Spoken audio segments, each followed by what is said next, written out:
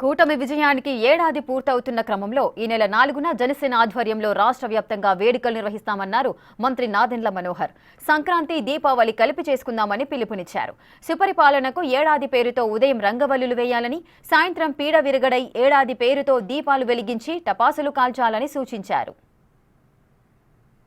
రాష్ట్ర వ్యాప్తంగా ఒక పండుగ వాతావరణంలో 5 సంవత్సరాల వైసీపీ పరిపాలన ప్రజలు తిప్పికొట్టారు. ఇంటికి పంపించారు జగన్మోహన్ రెడ్డి గారు.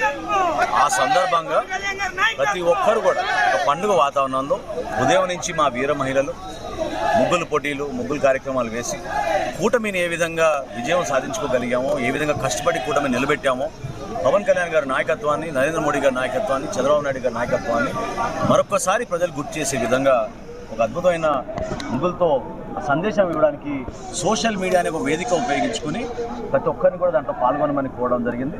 సాయంత్రం దీపాలంకరణ జరిగిన తర్వాత ఖచ్చితంగా రాష్ట్ర వ్యాప్తంగా ఒక పండుగ వాతావరణం, టపాకాయలు పేల్చుకుని దీపావళిలాగా మరొకసారి ప్రతి ఇంట్లో వెలుగు నింపే విధంగా ఒక నూతన ఉత్సాహంతో సంవత్సరం పూర్తవుతున్న సందర్భంగా చక్కటి కార్యక్రమాలు మనందరం కలిసికట్టుగా చేసుకోవాలనే ఒక ఆలోచనతో పవన్ కళ్యాణ్ గారు ఈ 2 కార్యక్రమాలు ఈరోజు చెప్పారు. ఇది సోషల్ మీడియా క్యాంపెయిన్గా ఉపయోగించుకుని ప్రతి ఒక్క జన సైనికుడు, వీర మహిళ, కూటమిలో ఉన్న నాయకులందరూ కూడా Telugu Desam party, Bharatiya Janata party, Janasena party కలిసి ఈ కార్యక్రమాన్ని విజయవంతం చేసేటట్టు రాష్ట్ర వ్యాప్తంగా ఒక కార్యక్రమం చేస్తారు. అంటే జగన్మోహన్ రెడ్డి గారి ఆలోచన ఎంత దూరమైందో, ప్రణాళికబద్ధం లేకుండా ఏ విధంగా ఆలోచిస్తారో మీకు అర్థమవుతుంది.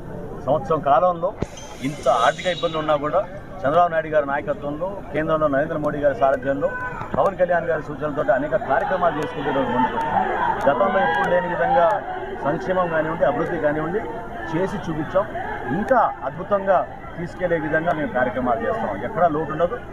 ఆయనకి వెన్నుపోటు ఎవరిని, ఆయనే కదా ప్రజల్ని ఆ విధంగా చేశారు కాబట్టి ప్రజలు ఆ సమాధానం చెప్పారు. కాబట్టి వాళ్ళు కోరుకున్న విధంగా జరగడం లేదు కాబట్టి వాళ్ళకి ఇబ్బందిగా ఉంది. దాన్ని చిత్రీకరించడానికి ఒక ప్రయత్నం చేస్తున్నాడు. ఇది రాజకీయానికి సంబంధం అయిన ఈ విషయం ఆయన ఈ సందర్భంలో మాట్లాడాల్సిన పరిస్థితి లేదు. ప్రజలు మాకు 5 సంవత్సరాలు మాకు పరిపాలించమని అవకాశం కల్పించారు. అద్భుతమైన పరిపాలన అందిస్తాం. ఒక సంవత్సరం పూర్తవుతున్న సందర్భంగా సంక్షేమం కానివ్వండి, అభివృద్ధి కానివ్వండి ఎక్కడ కూడా కొరత లేకుండా ప్రజలకి అన్ని విధాలుగా మా కూటమి ప్రభుత్వం